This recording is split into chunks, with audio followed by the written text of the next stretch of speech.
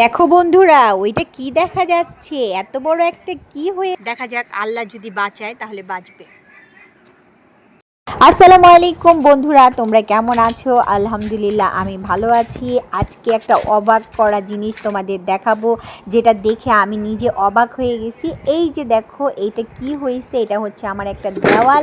এই দেওয়ালের ভিতরে একটা গাছ হয়েছে। তো ভাবছিলাম এটা পরগাছা বা একটা যেই কোনো গাছ হয়তো বা হয়েছে, কিন্তু এটা আমি আজকে বিকেলবেলা যখন ছাদে গেলাম তখন দেখলাম এটা, রে বাবা, এটা তো অন্য কোনো গাছ না, এটা তো খুবই একটা দরকারি গাছ। এটা হচ্ছে টমেটো গাছ। এখনকার বাজারে টমেটোর কেজি হচ্ছে 200 টাকা। তো আমি দেরি না করে সাথে সাথে ছাদের থেকে নিচে নেমে আমি চেয়ারখানা নিয়ে চলে আসলাম এখানে। আইসা দেখি, ও আল্লাহ রে, আমার তো এটা টমেটো গাছ হয়েছে। এই টমেটো গাছে তো আবার ফুলও হয়েছে। আর দেখো, দেওয়ালের মধ্যে কিন্তু গাছটা একদম কত সুন্দর বড় হচ্ছিল। এই জন্য বলে, রাখে আল্লাহ মারে কে। গাছটা সুন্দর করে নামিয়ে শিকড় সহ আমি তাড়াতাড়ি চলে গেলাম ছাদে। আর ছাদে যেয়ে আমি কি করব সেটা নিজেও বুঝতেছিলাম না, কারণ এই গাছটার জন্য প্রস্তুত করা কোনো মাটিও ছিল না, কোনো প্ল্যানিংও ছিল না, কিচ্ছু ছিল না।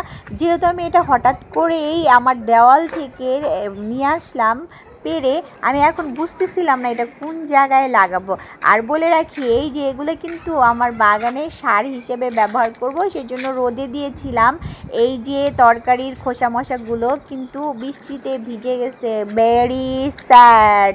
আচ্ছা যাই হোক, দেখো একদম অনেকগুলো কিন্তু ফুল ধরছে এই টমেটো গাছটা। আর শিকড়গুলো দেখো, মাশাআল্লাহ। আমি আল্লাহর কাছে সবসময় শুকরিয়া আদায় করি। আল্লাহ পাক যেটা করে সেটা সবসময় মঙ্গলের জন্যই করে।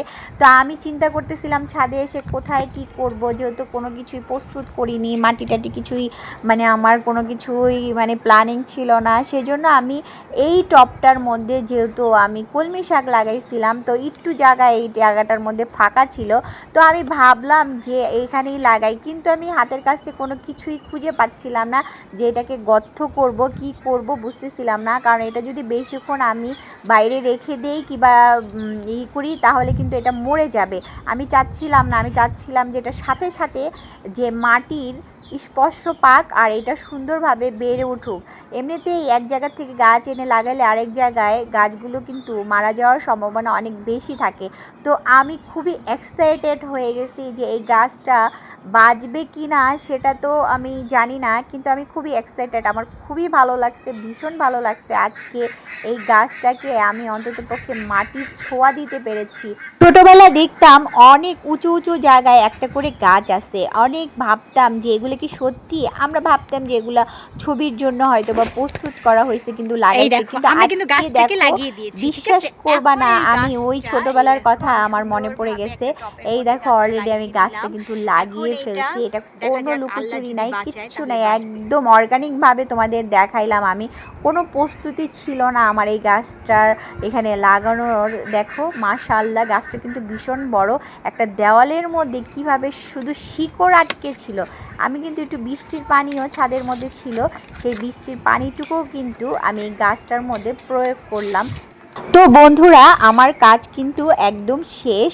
আমার কাজটুকু আমি করে ফেলেছি। এখন এটা দেখার পালা যে গাছটা বাঁচে কিনা। ভিডিওটা ভালো লাগলে অবশ্যই লাইক, কমেন্ট, শেয়ার করে পাশে থেকো। ফলো করে দিও আমার পেজটা।